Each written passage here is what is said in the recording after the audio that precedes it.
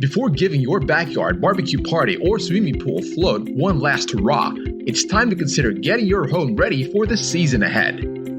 Here are some home improvement items that can be checked off your list. Let's start with the home's exterior. Number 1. Check the roof, gutters, and downspouts for roof shingle issues, flashing issues, leaks, debris, loose connections, and also check your attic for signs of leaks or moisture. Number 2. Examine the siding, windows, doors, foundation looking for needed paint, cracks, caulk issues, wood rot, window and door issues, or water buildup at the foundation. Number 3. Check walkways, driveway, and garage for cracks or trip hazards and any type of moisture issues. Now, your home's interior. Number 4. Check doors, windows, and floors for cracks, caulking, needed paint, and broken glass.